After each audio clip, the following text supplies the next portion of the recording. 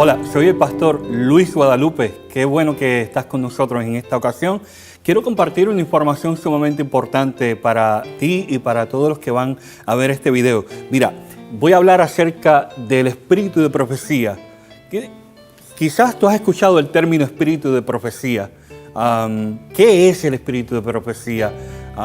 ¿Qué tiene que ver? ¿Está eso en la Biblia, el espíritu de profecía? ¿Es bíblico? ¿No es bíblico?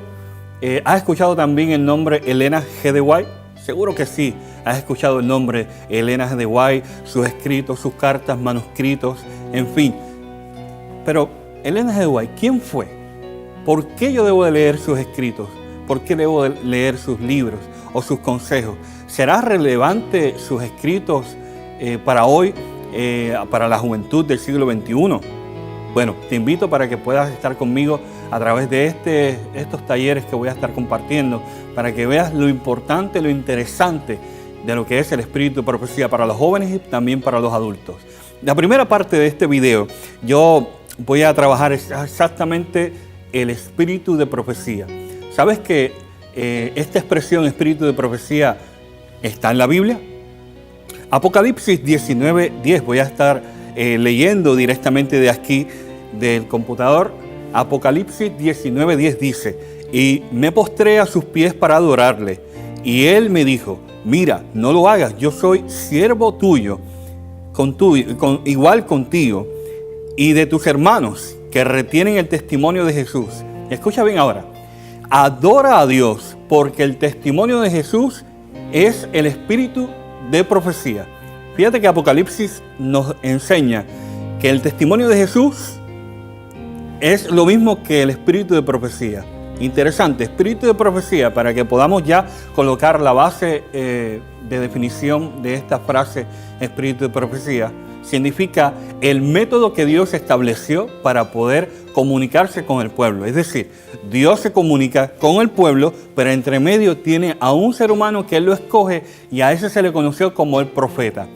Mira, Amós capítulo 3, versículo 7, nos dice algo interesante. Dice: porque Jehová no hará nada sin que se lo revele a sus siervos los profetas. Es decir, Dios utilizó seres humanos que le llamó profetas para comunicar el mensaje. Es decir, Dios revelaba al profeta, el profeta comunicaba al pueblo de dos formas: por medio de la parte oral, de algo predicado, algo hablado, y la otra forma escrito.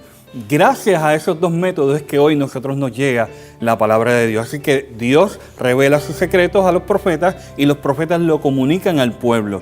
Y fíjate que el versículo dice: no hará nada Jehová si no es a través de este ministerio. Es decir, el profeta comunicando al pueblo lo que él recibió de Dios, a eso se le conoce como espíritu de profecía. Mire qué importante que para la antigüedad al profeta antes se le conocía como el vidente.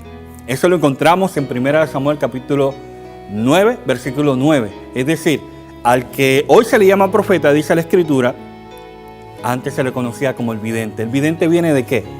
De ver. ¿Por qué? Porque el vidente entraba en la presencia de Dios, Dios le presentaba, ya sea por sueño o por visión, lo que Dios quería comunicarle al pueblo. Y de esa manera el profeta comunicaba al pueblo, y esto se le llama espíritu de profecía. Es tan importante eso que si el pueblo no obedecía, fíjese bien, si el pueblo no obedecía al profeta o el mensaje que Dios revelaba al profeta, Dios consideraba eso como una ceguera espiritual. Dice Apocalipsis capítulo 3, versículo 18, en la última parte, dice: unge tus ojos con colirio para que veas. Hay una enfermedad que tiene que ver con la visión espiritual.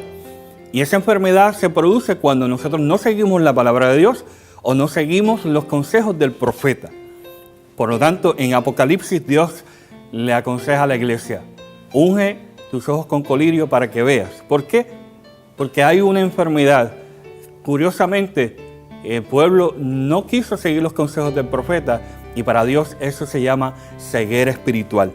Hay un detalle importante en lo que tiene que ver con el espíritu de profecía. El espíritu de profecía para la Iglesia Adventista del Séptimo Día y para el pueblo de Dios no es una opción.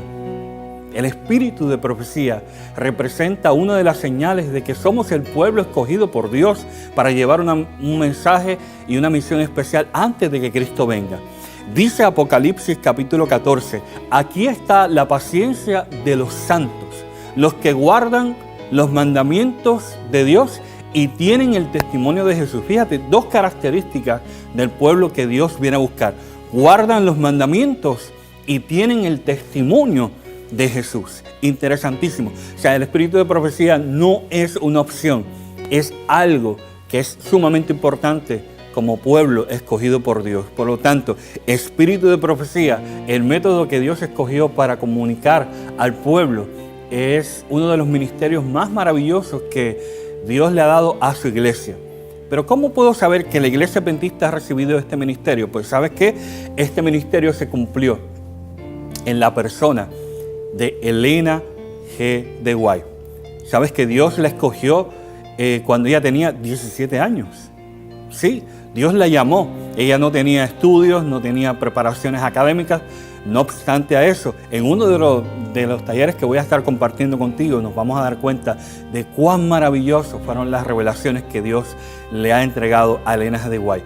Entonces, los escritos de Elena G. de White, inspirados por Dios, representan el espíritu de profecía, una señal del pueblo verdadero para la Iglesia Adventista del Séptimo Día.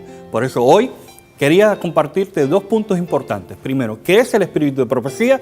Ya sabes que es el método que Dios utilizó para comunicar los mensajes al pueblo a través de un profeta. Para este tiempo, antes de que Cristo venga, el Señor levantó la Iglesia Adventista y le dio el don profético a través de la persona de Elena G. de White. Así que, a continuación, vamos a estudiar cómo yo puedo saber que Elena G. de White fue escogida por Dios. Lo vamos a ver a través de la Biblia.